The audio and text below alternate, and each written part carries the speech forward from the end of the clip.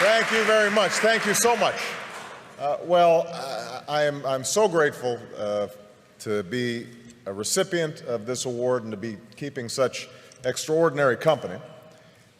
I first of all want to thank all of you who are involved in making this possible, but the main thing that I want to do here is to just say how I'm inspired by the young people who are represented here, because I think that's the purpose ultimately of this foundation. And I want to tell just a brief story because Archbishop Tutu is here, one of my heroes, and let you know where I was when I was about your age.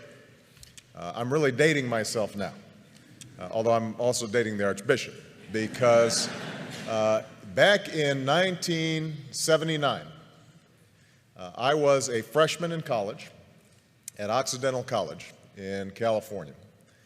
And I had had a somewhat rocky youth and teenage years. My father wasn't at home. I was growing up partly with my grandparents in high school. I'd gotten into trouble occasionally, was what my mother called a good time Charlie, meaning I wasn't really serious in terms of my studies, in terms of my work. Had some awareness of the world around me, had some sense of injustice and unfairness, but it wasn't finely honed, it wasn't well developed. And I remember in 1979 arriving as a freshman and doing what freshmen do, trying to figure out what courses are and trying to change your study habits and trying to identify that food in the cafeteria, what it is. And we were visited on campus by a couple of gentlemen from South Africa who were representatives of the ANC in 1979, 1980. And they spoke about their efforts to overcome apartheid.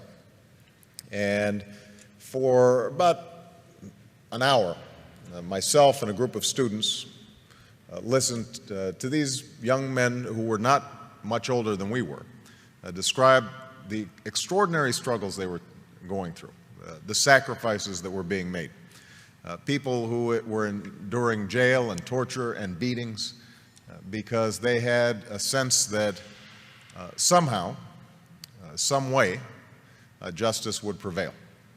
And that brief meeting, I think, in some ways changed my life, because what it told me, first of all, was that ordinary people can do extraordinary things when they're given an opportunity. We sometimes think that our leaders have to have fancy degrees or well-educated or some public office somewhere. These young men had none of those things. But what they possessed was an anger over injustice that they were able to channel in a constructive, positive way. And I thought to myself that they gave me some sense of the direction that my life might go. And so I became active in the anti-apartheid movement on campuses. And I'm not sure we were particularly effective. As I recall, Occidental College continued to refuse to divest despite the various protests that we organized as students. I transferred to Columbia, and there was similar resistance on Columbia's campus. But over time, I like to think that I was part of that mosaic that applied pressure and ultimately helped those in South Africa achieve the extraordinary liberation that I would witness almost 10 years later as a law student. And I remember the image of Nelson Mandela walking out of prison and understanding that a seminal moment in history had occurred and that Mandela's long march towards freedom was not his alone, but was part of thousands of footsteps, of millions of footsteps of people all around the world. And I trace back me getting involved in politics to that moment, because as a consequence of that organizing on a college campus, I became a community organizer. As a consequence of a community organizer, after going back to law school, became a civil rights attorney. As a consequence of being a civil rights attorney, I entered the state legislature, and I now stand before you as a United States Senator and as a candidate for president. And so the primary message I guess I have in receiving this award is that all of you represent enormous potential and enormous possibility for change, because we all know that injustice still exists. It exists here in the United States, in every poor neighborhood, and in every inner city, and every rural community, all across the country. There is quiet desperation. Young people's lives are filled with sadness and desperation and anarchy and chaos. And obviously all around the world, we see those same symptoms of hopelessness made manifest in places like Darfur, in places like the Middle East, in places that too often are forgotten about and not written about until they flare up in tragedy. So I hope that all of you who are on the brink of doing extraordinary things decide to channel that talent and that energy and that imagination to figuring out how do you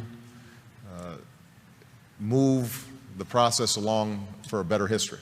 You know, how do you put your shoulder against the wheel and move that boulder up the hill?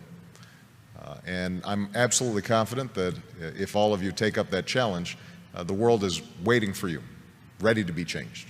Because I think we live in this moment in history right now where the hunger for change, the hunger for something new, the desire to break out of the ordinary, the self-interested, the petty, the trivial, is everywhere. And they're waiting for you. And so I hope that as you see the recipients of this award, you recognize that it's actually more of a tool to give you a little spark and drive you in the wonderful directions that I hope your lives take in the years to come. So thank you very much. Appreciate it. Thank you.